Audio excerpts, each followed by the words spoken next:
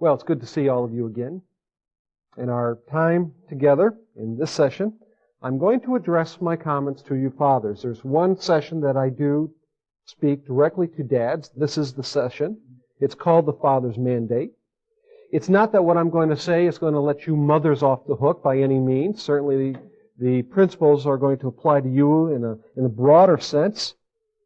But it's to the men that I desire to speak because, you know, you guys, you're the ones who are to make it happen or sometimes you're the ones who don't make it happen.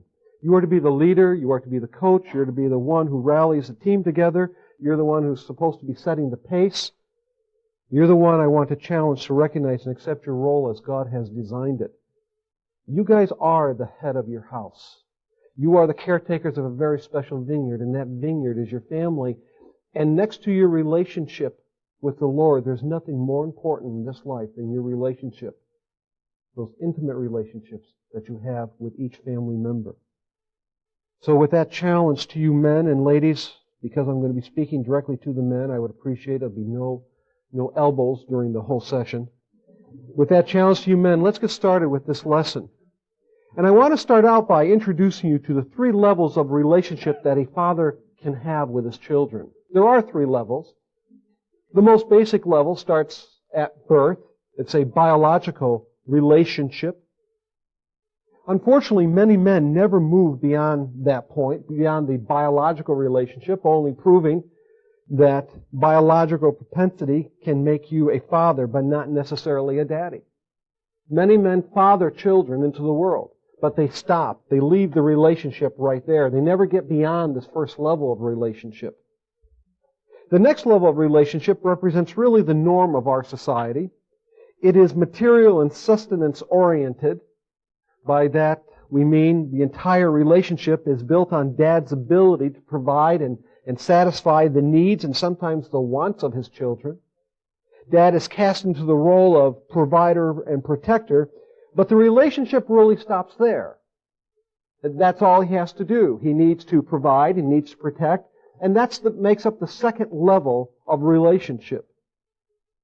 The third and highest level of relationship between a father and a child is based on the quality of mutual trust and loyalty between the two, between dad and his children. This level is the predominant focus of this session, and it's this level that I want to inspire you fathers to go after, to reach for. You know, in our society today, we throw around phrases such as quality and quantity time. We talk often about the quality time dad or the quantity time dad. If you had to pick right now between the two, which one would be the one for you? Which one would represent truly the highest biblical standard? Would you be the quality time father or would you be the quantity time father? Many would suggest one or the other, and some, maybe more spiritual, would say, no, I need to be both of those things. My suggestion to you is that neither one is truly correct from a biblical perspective. The practice of quality and quantity time as it relates to the development of human relationships, especially a father's relationship with his children, now get this, is a cultural concept. It's not a biblical one. It's based on time allocation first, relationship building second. It's one that puts our children's needs subject to time rather than time subject to their needs. What we do is we see a time and we squirt our children with that time. Maybe it's Saturday morning for a few hours to play catch or to take them to their soccer game. And sometimes we feel that we've done our duty with our child for the week because we gave them that quality time or we gave them that quantity time. Spending quality and quantity time with your children is not really a bad thing. I want you to understand that. I want to qualify this. Obviously, a father's relationship with his children is dependent upon time. But quality and quantity of time with our children is not the goal of our fathering. It's only a means to achieve the goal. That's a very important distinction. When we talk about wanting to be a quality and quantity time dad, it cannot end there. This is only a vehicle that will get us to our goal. The goal is relationship. You see, some fathers will take their son or their daughter for a walk and feel that they have fulfilled their fatherly obligation for the week, or maybe for the year for some of you. But that's not really the case. It is not the quality and quantity of time during the walk that bears importance, but the quality and quantity of relationship that came as a result of the walk. Time is not the primary issue. Relationship is, and that's really what I want to focus in on. Not only in tonight's lesson, but I want you to get this all the way through Growing Kids God's Way. Relationship is everything. That's what we're after. What we dads need to do is put away our measuring stick of quality and quantity time and ask ourselves this one question. And this is it, gentlemen. Do my children trust me? Do they really trust me? Do they come to me for counsel? Do they come to me for advice? Or is it always mom they're turning to? And may I ask you maybe to venture back in your own memories to your own dads? Did you really ever trust your dad? Trust him enough to realize that this man has so much wisdom that I have the confidence of going to this man on a regular basis. He is the one whom I'm turning to. And then I want you to take that experience and bring it into the present and ask yourself, do my children trust me? There seems to be a natural propensity for children to trust mom. That seems to be part of the moral fabric of and the natural propensity in the relationship. But do they trust you? Do they trust you as the leader? See, trust is the foundation on which the parent-child relationship is built, and building a trusting relationship with our children should be a father's first consideration, with time only playing a supportive role in that.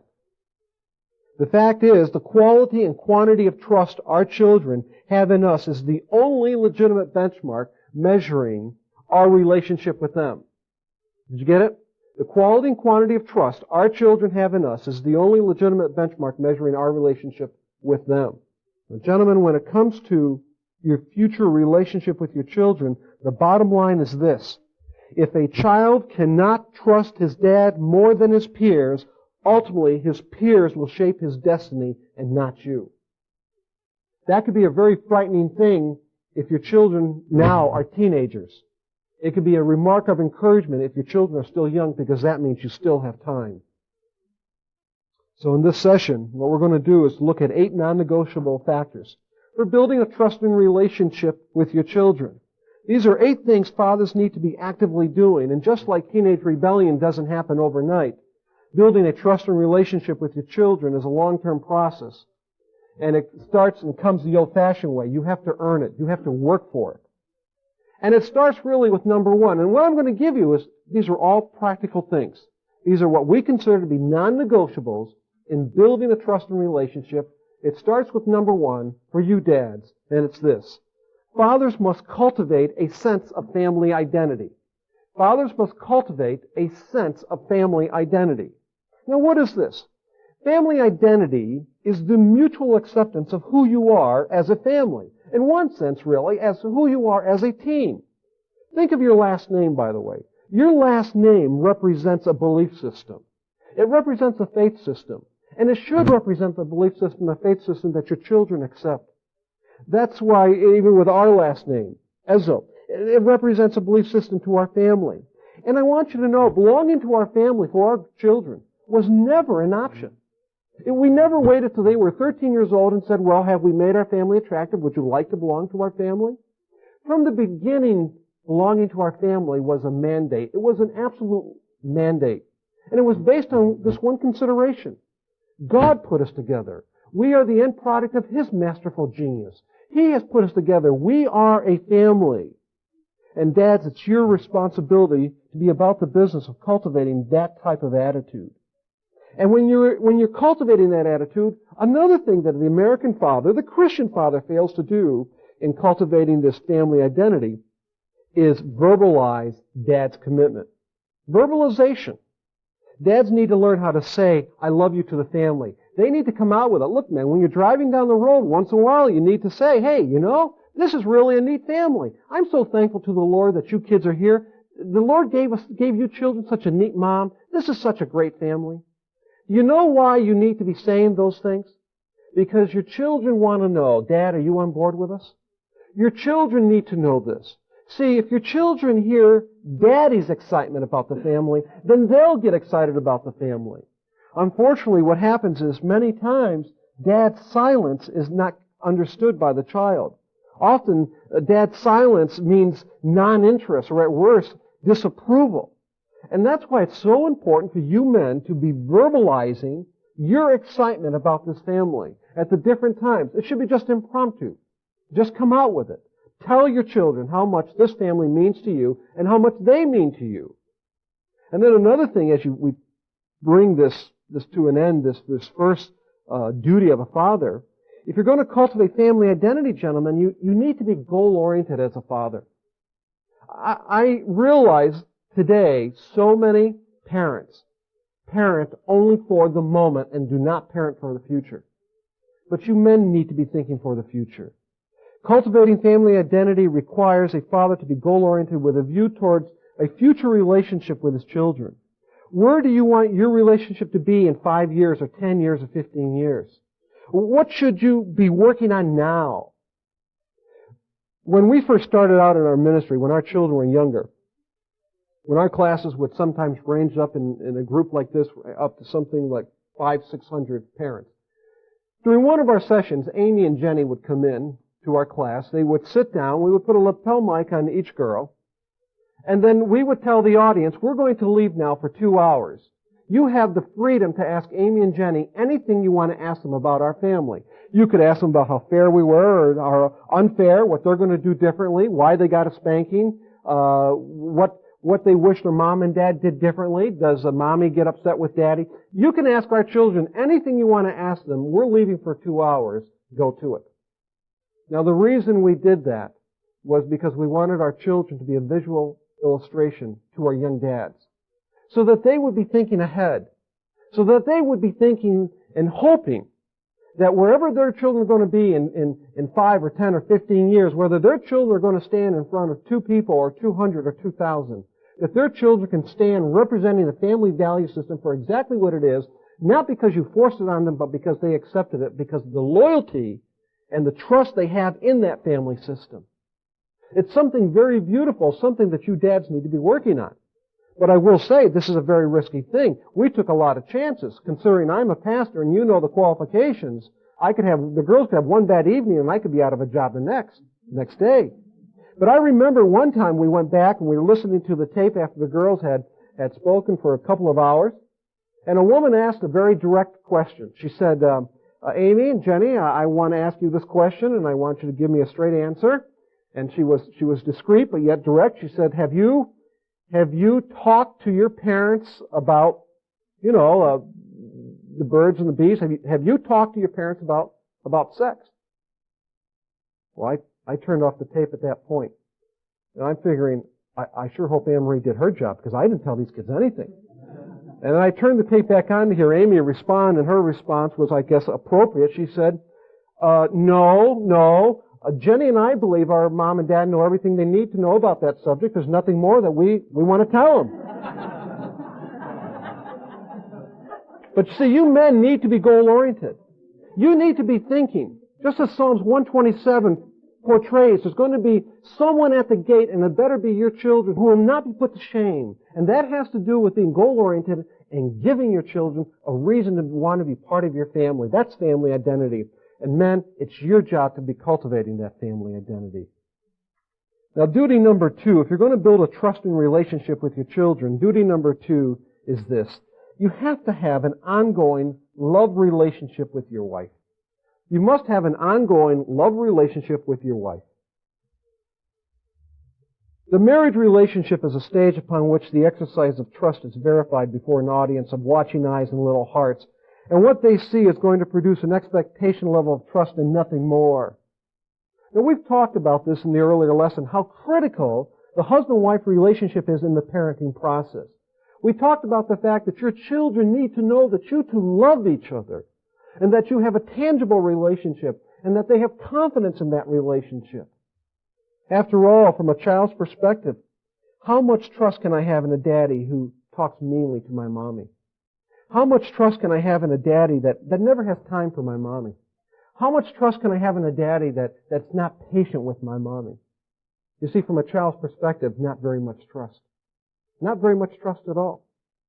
You gentlemen can be doing so many wonderful things with your children. You could be taking them on campouts, and you could come home and you can play with them and buy them gifts. You will be nullifying all of the good things you're doing with your children if you're not doing the same and more with your wife, their mother. They need to see this. They need to know that you two love each other and that you're nurturing her, because I'm telling you, gentlemen, it's very difficult. You know this. Some of you know this very well because of your past, because of the way you were brought up, because of your family situation. It is very difficult to trust a daddy that doesn't have an ongoing love relationship with my mommy, the other person in my life that I have the most intimate relationship with. So keep that in mind. Duty number 3, please. Fathers need to understand and respect their child's private world. Fathers need to understand and respect their child's private world. I love this. You know, we all live in 3 worlds, every one of us. We have a public world, we all have a personal world, and we all have a private world. Tonight we're in our public world. We're sort of at a distance from each other. We don't know each other as close, intimate friends. It's our public world. Then there is also our personal world, and this is where we have our friends and family and closer relationships, and where we kick off the shoes and relax a little bit more. We're more vulnerable. People know us better. But then every one of us have another world, and that world is our private world. And that private world, ladies and gentlemen, is not on the outside. That private world is on the inside.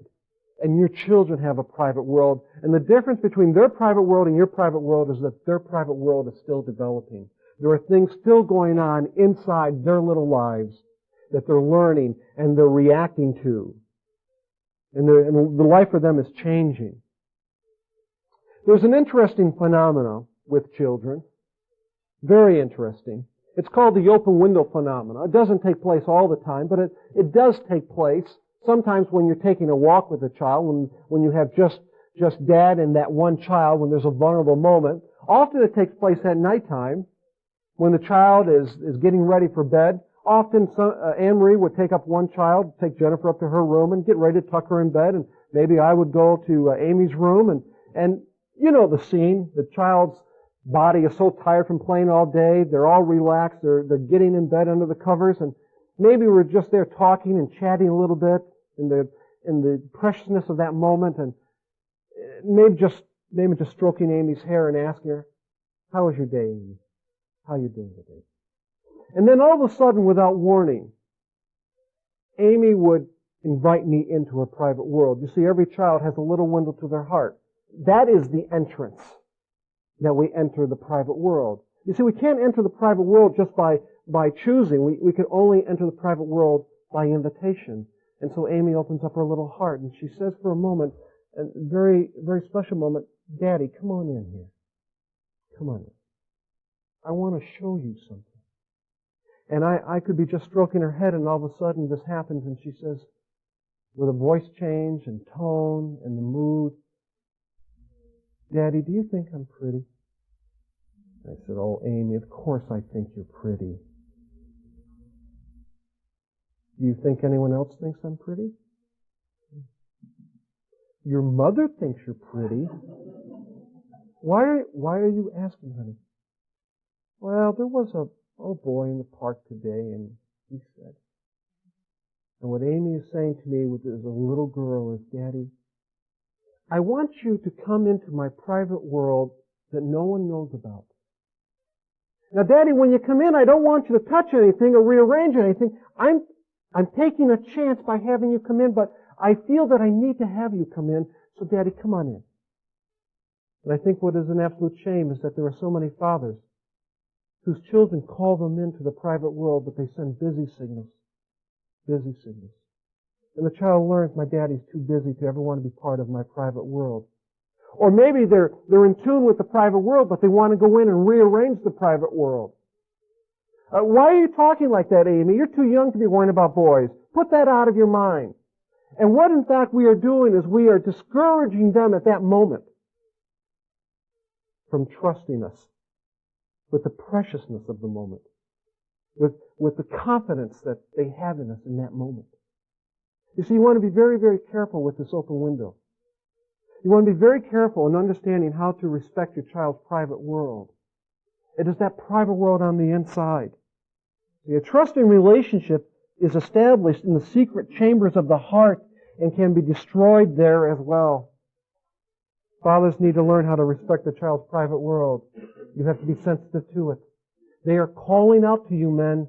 Don't violate that confidence. They are calling out. At all the ages, they're calling out to you. Duty number 4, fathers must keep their promises. Fathers must keep their promises. This is so simple. I don't know why I'm telling you this, but it needs to be said. How much trust can a child have in a father who does not keep his word? Do you know your children hang on to every single thing that you say, men? And if you got the little ones, gentlemen, you younger dads, I'm warning you that as they grow older, they listen and they hear what you say, and you say, well, but I didn't mean that, but they take it as you meant it. Maybe it's a cold, rainy night, and maybe you're in the house and you're around the fireplace or something warm, and you come out with, I can't wait till we get out of this time, kids. This summer, Daddy's going to take you camping, and we're going to go when it's warm, and we're going to have a great time. And then your children's ears perk up, and they realize, you realize what you just said, Daddy? This is exciting. We're going to be looking forward to this all summer long. All winter and spring, right through to the summer. And then May comes, and June comes, and they're beginning to wonder, Daddy, you said you were going to take us camping. Well, we can't go for the whole week. Maybe we could go for a weekend, and the summer moves on, and well, maybe we could just go overnight, or we'll just go out or something. And your children are thinking, but Daddy, you said, and you never changed it, and we were counting on it. You see, if you say you're going to do something, gentlemen, do it. If you say, look, we're going to play catch this Saturday, Daddy's been tied up, we'll play catch Saturday morning. Gentlemen, you better play catch Saturday morning. If you say you're going to kick the ball, kick the ball. If you say, I'm going to take you shopping, you better take them shopping. Because your word is everything to them. I mean, if they can't trust Daddy, who can they trust? Trust is shattered if Daddy doesn't keep his word. Well, duty number 5. Fathers must give their children the freedom to fail. The freedom to fail. I know this sounds almost un-American. It's amazing. Americans love success. They just hate successful people. As a result of our American society, the American influence on winning, we collectively love winning so much that we have lost our perspective and appreciation for what we could learn from losing. And I fear that is so true with our family and our relationships with our children. What a crippling thing to a young creative mind not to have the freedom to fail in front of Dad. Some of you men know what I'm talking about. Some of you never had the freedom to fail in front of your dad out of fear of what Dad's going to say. Your children need to be assured that you view their failure as the first step to success in the entire parenting process. Now let me qualify this. When I talk about failure, failure with effort is acceptable. Failure without effort is unacceptable. So I'm qualifying it. It's failure with effort. Fathers must look at failure with an eye to the future. That's what you have to do, men. It hurts when our children fail. It hurts us when we fail. But if we just stay in the moment, nothing is gained, especially for the child. When our children fail both in achievement and relationship, we attempted to help them find the blessing in the failure. And that's not an easy thing in the moment. We would often say to them, the Lord is wonderful. Do you realize what you have learned from this lesson? Do you realize there are adults still making this same mistake because as a child they had never learned the lesson? Do you realize the wisdom that you have gained from this? I know it hurts, and I know there's pain. But the one thing we want you to know is that you have to take this moment and you have to help yourself learn that this is for tomorrow. This is so that I will have victory tomorrow. Because one thing I can guarantee, the trial will come again. And the question is, in failure, have you prepared your child for the next trial so that they can have victory in that trial, so they can gain in that trial? We knew they would be tested in a similar fashion again.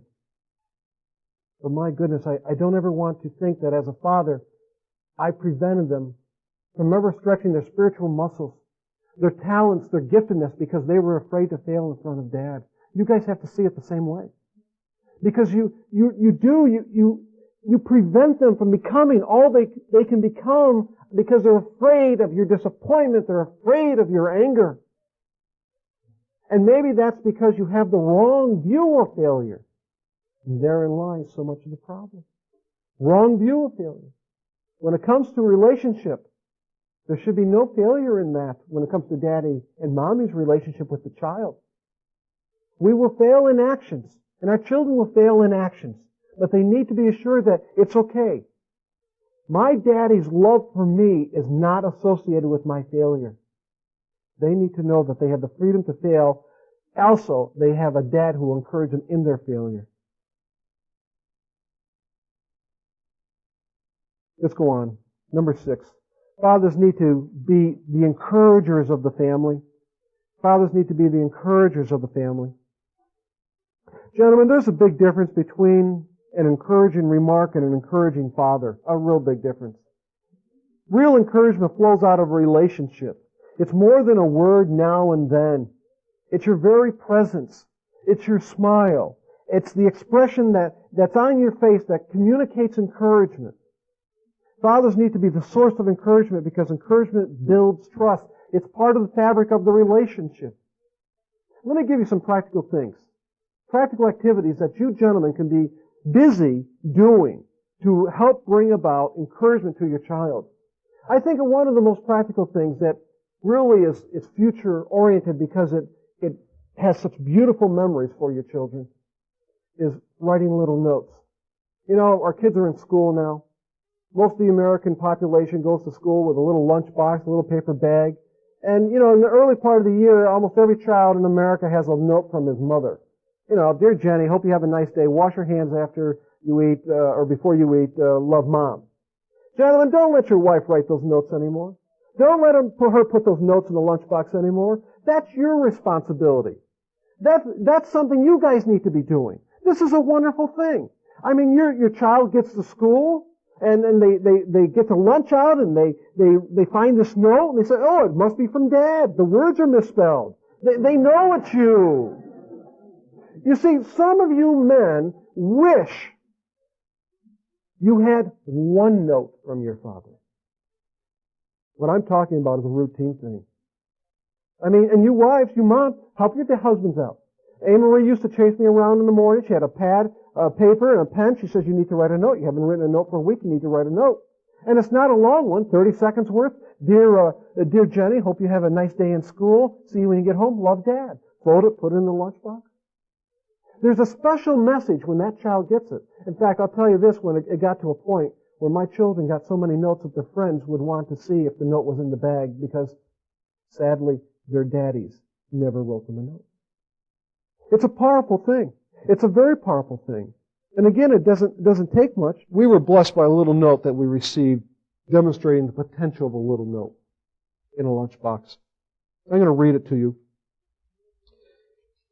I'm writing to thank you, dear Gary and Ann Marie. I'm writing to thank you and testify to the truth you imparted to us during the last month's conference. I brought my husband to the seminar in hopes that he would be more willing to take a positive role in fathering if he heard things straight from you.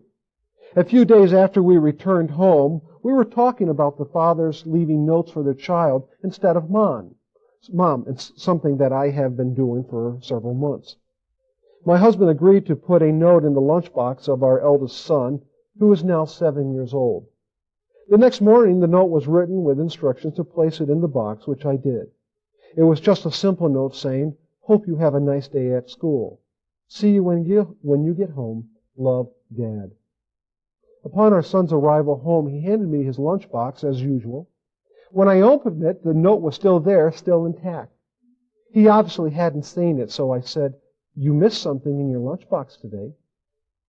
He took the note and read it, and then before my very eyes, my son broke down and he wept. I hugged him and waited a few minutes, then asked him why he was so sad. And he replied, I'm not really sad. It's just that I never realized that Daddy loved me so much. The mother goes on and says, how can I ever thank you enough for such a priceless moment in the life of my child? You see, the investment on this father's part was probably 30 seconds, but the impact of his thoughtfulness cannot even be measured. It's just a simple little thing. But I'll tell you, gentlemen, what an encouragement it is. What an encouragement it is. And then there's Christmas cards and there's birthday cards. I know your wife signs those cards, and I know she does it in such submissive ways that she signs her name with a perfect penmanship, but with Daddy first and then Mommy. Don't let your wife sign the cards anymore. Your children already know that Mommy loves them. There's no question about it. You sign the birthday cards. You sign the Christmas cards. Again, some of you wish you had one card with your dad's signature on it. With your dad's little note, I love you, honey. With your dad writing on behalf of Mom. Come on, you guys, we got to change the society, and the way you change is to work with your family, and you start doing those things that are not traditional, but maybe more biblical. You guys need to take ownership now of this. Ownership of your relationship. You see, this is all part of it. It's maybe writing a little note on a Christmas card. And letters. You know, your children should get a letter from you once a year. Once a year. Write a letter. Dear Jenny, now that you're entering your last year of high school, we want you to know that how proud you have made us. Mom and I will be praying for you every single day. We love you very much, honey, and hope you have a great year.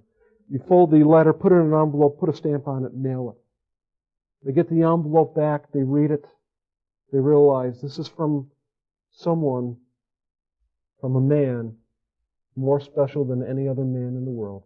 This is from my dad. And you know what happens? Those letters, those are the letters that don't get thrown out. You see, the letters from their friends, letters from Aunt Lita, the cards from Grandma, they get tossed out. Gentlemen, letters from Daddy do not. Letters from Daddy find their resting place and maybe in some drawer so that when there's a down day, there may be a little girl sitting on her bed with one of Daddy's old letters just being reassured one more time, being encouraged because of Daddy. And affirmation, gentlemen, talk about encouragement. Verbal encouragement is never redundant. Your child needs to see you as their source of encouragement.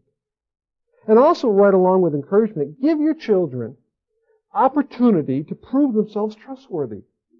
You give your children opportunity to prove themselves trustworthy. Trustworthy back to your family identity. Trustworthy back to that loyalty code that you're working towards. I remember when I was growing up in upstate New York, I loved going fishing.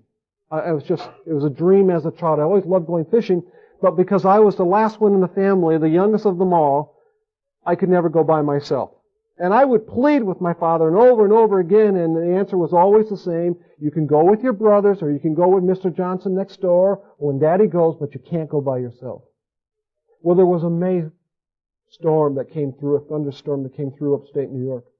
And the skies cleared. It was a beautiful spring day. There was moisture in the air, and I swear, gentlemen, I could hear them calling me from the river, "Come and catch us." I knew the fish would be biting. Come with big worms. I couldn't wait until my dad got home, and finally his car came around the corner, and he came up the driveway, and I didn't even let him out of the car. I said, "Dad, can I go fishing tonight? I'll be real careful. Can I go fishing tonight? I know the fish are biting." And finally, at 12 years old, my dad said, "All right.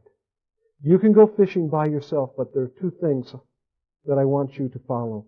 Number one, the river banking is going to be very slippery. I don't want you by the edge of the river. And number two, I want you home, son, before the sun sets. Do you understand?" I said, Dad, I understand. You can trust me." And I got my pole and I got all my bait and I went down over the backyard and through the wet field up over the flood wall and down to the river, and I had a wonderful time fishing. And I was there a couple of hours, and the sun was going to start to set, so I said, I got to get home. And so I reeled in my line and got my tackle back over the flood wall, through the wet field, up over the backyard and into the garage. And my father was in the garage. And I said, "Dad, I'm home. And I want you to know I did exactly what you said. I'm home before the sunset, and I did not go by the river." And my father shocked me with his next statement. He said, "I know. I've been watching you for 2 hours." I said, "Oh." But then what he said to me, as a 12-year-old boy, I'll never forget. It sort of all solidified at that moment.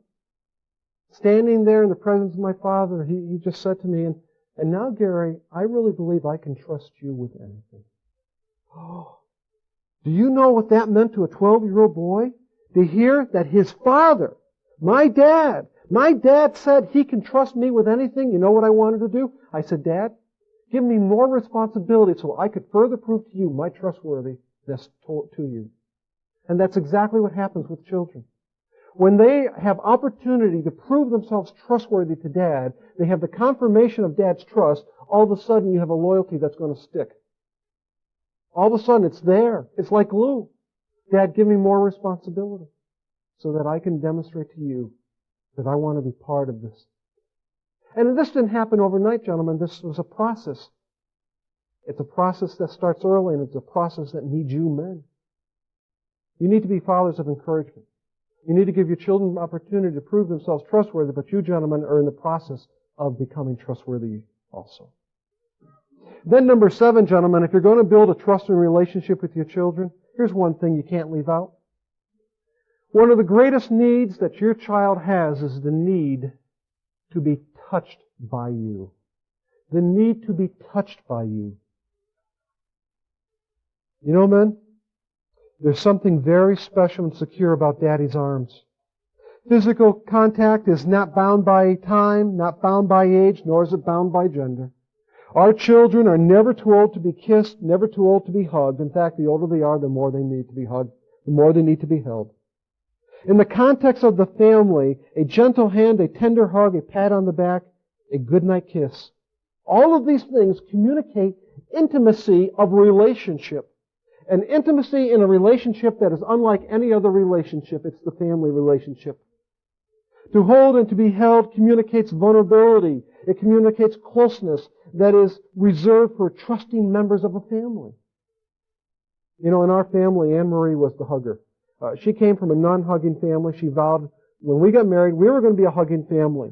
At first, it was very difficult for me before the children came because every place we went, there was a hug. There was a hug in the morning. I had to stop her sometimes. I'm going to the restroom. I'll be right out. Wait. We hugged then too. But we were a touching family. We were a holding family. In the course of our travels, we visit many families. And in some homes, we find children, unfortunately, starved for physical affection. Not that their parents are purposely neglectful, certainly not that, but they have been caught up with the tyranny of the urgent, and their children's needs for touch go unmet. Sometimes we're not in a home more than 5 minutes before we have a little child, a little boy, or a little girl on our lap. You know what that little boy or little girl is saying? My mommy and daddy have been too busy. Would you hold me? And you pat them on the head and you give them a little hug and you set them down and start talking, and the next thing you know, they're right back up on your lap. And we realize this little person has not had a good hug, probably from mommy or daddy. Certainly not from daddy. And you know, some of those children are your children. You don't realize it, but they want to be touched by you. They want to be held by you. They want the security that you have to offer. There are many little boys and little girls who have all the material things in life, but they are lacking what they really need, and that's a routine hug from Daddy. And listen to this. Holding your children provides more than security. It meets a special emotional need that someday will be met when the Lord Himself brings a special person to their life, and that's true both of male and female. See, when you dads hold your son or you hold your daughter in the parenting process, you are meeting an emotional need, and you are really the only one who can meet that need until the Lord brings that special person into their life that will then meet the need from that point on. Fathers who fail to communicate love through physical touch leave behind yearning hearts that can be taken captive by anyone willing to give the attention. And gentlemen, often it's the wrong person later on, and you don't want that. I think one of the times that we traveled, we usually didn't travel away from home very long in terms of weekends, but one time we were in the Dominican Republic. We were gone for 8 days. The girls were a little bit younger, still teenagers, going to high school. And we were excited about going home. On the 7th night, the night before we were going home, we called back to the States. And we talked to the girls, and it was just one of those conversations that just kept growing. And we said to the girls, we're so excited about coming home, and they said, Dad, you know what we learned this week with you guys gone? There's something special, something we needed, and the thing we want when you get off the plane is a hug from you. Now, I thought that to be strange, because of course anyone who's going to be away from their children first thing you're going to do is hug. And then I responded in that way, and they said, no, Daddy, you don't understand. It goes much deeper than that. For something, and they both went to different high schools, they said for some reason, there was just something missing in our life and we didn't realize what it was. And by Tuesday when you were gone, we were just looking to see maybe if we could just get a hug from one of our girlfriends or from a teacher. And by Wednesday or Thursday when you were gone, we thought, well maybe one of our friends. Well, by Friday we were thinking, well, maybe just a group hug or any boy can hug us. And I heard that and I said, Amy, don't go to school tomorrow. You wait till I get home. Because your daddy's coming. But you see, gentlemen, that's exactly it. There is something in daddy's touch. There is something very special. There is something very secure. You are meeting a need, a tremendous emotional need, through physical touch and closeness. One more time, maybe for you ladies, this is something maybe you did not have from your dad, and it's not what you want for your children. And so you ladies better be encouraging your husbands to take the time to say, let me give you a hug. And if they say, well, I don't want a hug, say, well, Daddy needs the hug. I would give anything right now to have one more hug from my dad. My dad went home to be with the Lord in 1972. I remember his great big bear hugs as a man.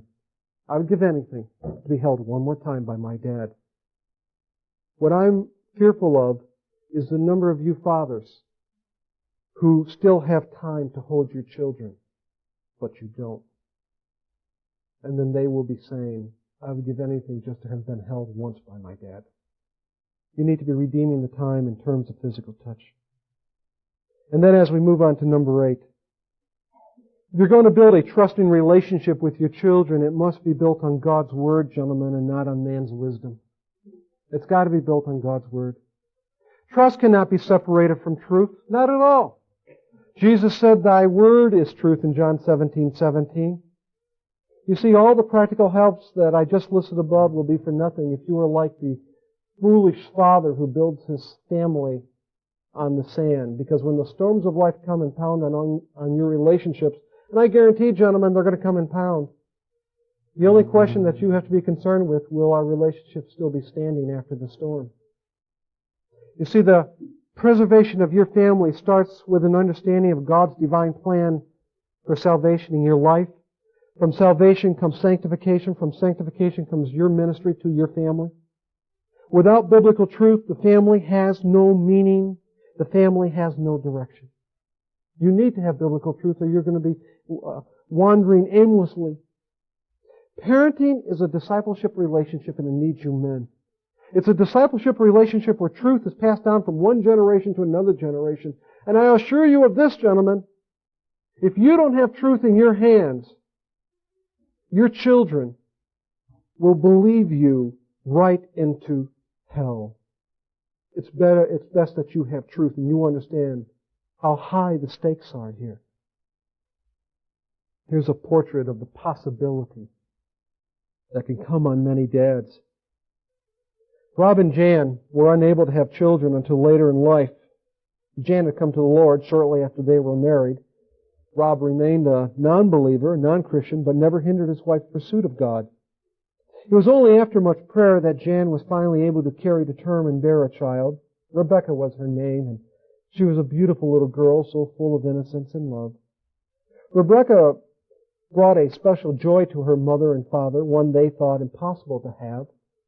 Yet as this little girl grew, conflict stirred in her heart. Intuitively, she knew there was a division between Mommy and Daddy that would one day force her to choose sides. Her mother shared faithfully with Rebecca the love of Jesus and her need to know Him personally. And each night Jan tucked her little girl in bed and whispered this little promise. Jesus will see you through the night and Jesus will be there till the light. You can trust Jesus with your life, little girl. You can trust Jesus with your life. Rebecca's father equally offered his view of life. Mommy, he would say, believed in something that's not real. For Rebecca, can you touch God? Can you see God? If there really was a God, your daddy would tell you. You can trust your daddy because I will never tell you anything that is not true. Well, Rob had come home early the day he found Jan in tears and heard the doctor's report about her condition. Instantly, the drunkenness and intoxication of life itself had been overcome by the sobering thought of her death. The sweet mystery of life for Rob and Jan had turned into an absolute nightmare. Then on the day the angels came to take Jan away, by her side was 7-year-old Rebecca. Crushed in her heart by the thought of her mother's coming death, she heard one more time that all-familiar whisper. Jesus will see you through the night, and Jesus will be here till the light. You can trust Jesus with your life, little girl.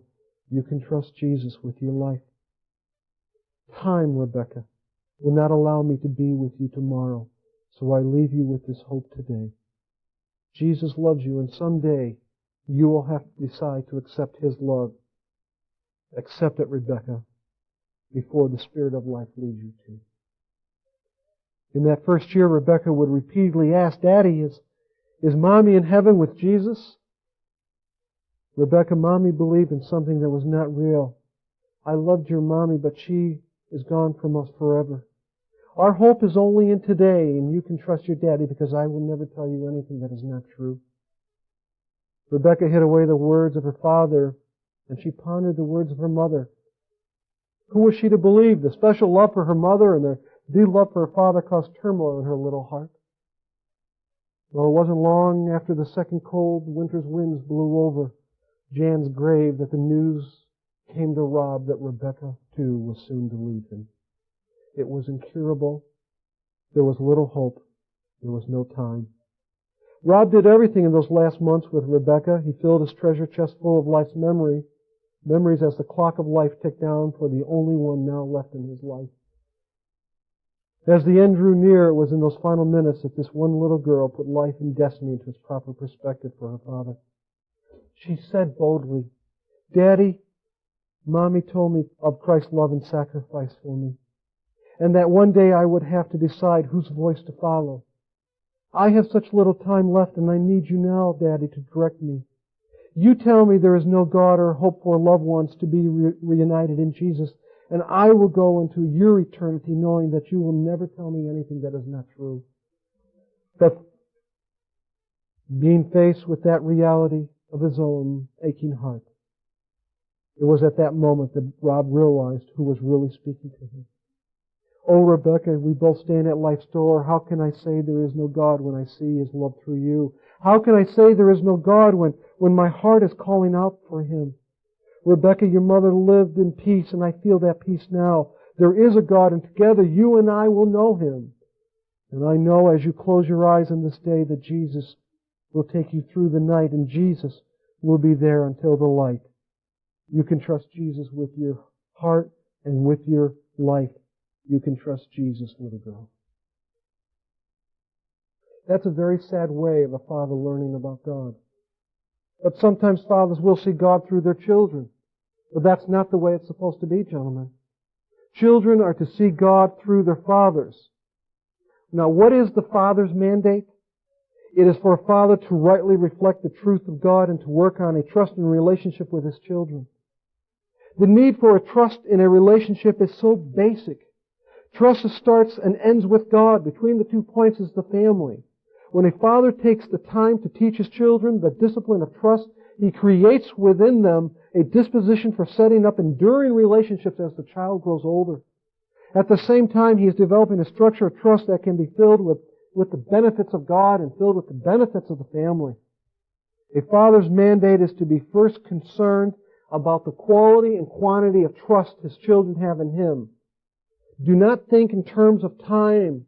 Gentlemen, think in terms of relationship. How can you guide your child if they do not have a trust relationship with you? Think relationship, a trusting relationship. Only then can you begin the process of leading them in the everlasting way. This is the Father's mandate. Don't get caught up with the cultural mandate of quality and quantity time. Get caught up with the biblical notion of quality and quantity of trust. Because gentlemen, in the end, the moment before you close your eyes and you move into eternity, when you look back on it all, what is it that you're really going to see? What is it that really is important? And what, in the end, is really important is that you can look back with no regrets on your family, on your relationship, knowing that your children had a father who they can trust. What a gift you meant to give. That's the Father's.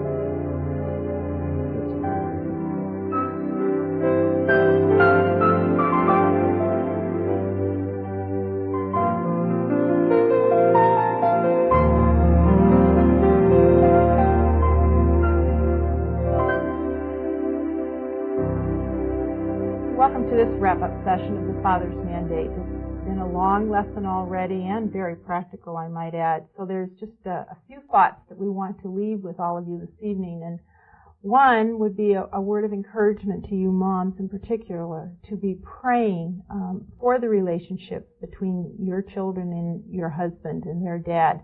I know for myself, prior to even having children, I prayed, Lord, one thing that I do desire is for my children to grow up having a good, healthy, loving relationship with their dad, and I'm very grateful to the Lord for honoring that prayer. So I'd like to encourage you in that area too. And then also understanding for the dads, it doesn't matter what your relationship was like with your father and in the past, or even what you've done with your own children. Today is a new day, and there's been a lot of practical things shared that can be applied in our everyday lives. For Eric and Julie, what were some things in either one of yours you can start out that really meant something to you from tonight's lesson? Well, first, I'm very grateful for the relationship I had with my dad and still do. I mean, it's gotten sweeter as I've grown in the Lord and as my father's grown. I was raised in a non-Christian home, and since then my father has come to know the Lord in my adult life. But he used a lot of these principles were very natural, and our relationship was always very good, and that's why our relationship and me sharing Christ with him was very natural, because our relationship was very good. And he trusted me, and I trusted him, and he thought if I had something to offer. Boy, what a testimony. You were able to share Christ with your dad, and what made it legitimate was your relationship. Absolutely. And it's still very sweet, and sweeter yet with the Lord involved in our relationship. Eric, you grew up in a Christian home. I sure did. But again, my father was a strong believer and a strong leader in the home. Of course, set a good example. And that's critical. When we're talking about all of this, it's not so much what they say, but it's what you do. Your example as a father. That's great. Julie's testimony, too, is a challenge to our thoughts. I know one thing that we get hit with a lot from men is, well, I didn't grow up in a Christian home. I didn't have an example, so I don't know how to be a good dad. Well, yes, you do. There are tools. You've given them some good tools tonight. You have the Holy Spirit to help you. Don't use that as an excuse not to do what God requires of you. Yeah. Another thing would be encouragement. We wives can be a tremendous encouragement when it comes to helping your husbands build relationships. As you said, maybe the mom can carry around a pad of paper and a pen and say, you should put this in the lunch, or I'll be happy to put it in the lunch box if you just write the note. And I know for Eric, it's been an encouragement when he's done certain things, if I come back to him and said, that really affected our children. I mean, that really penetrated them. I could tell it touched them when you worked with them on that, or you talked to them about this. And so we wives can be a definite encouragement to have our husbands do the items that you talked about. Father's the real glue that holds the family together. And as Emery was sharing, regardless of a father's past or a mother's past, we need to put that aside and focus on what God has to say, God's standard for us, and kind of end the cycle with us and then begin again with us. And I was thinking of Psalms 112 where it says, the generations of the upright will be blessed. And let this generation be the one that continues on and goes from here. Thanks for sharing that, Eric. And I think for me, honey, the last challenge that I want to leave our dads is tonight or tomorrow morning, give your children a great big hug and realize how important your relationship is to them. Well, this is a good place to wrap up, and just one more word of challenge. You dads can do it. You will make a difference in your families. It's going to be a matter of choice, though. So thank you for joining us. Make sure you do your homework this week. One of your assignments is giving them a hug, and then join us all back here next week.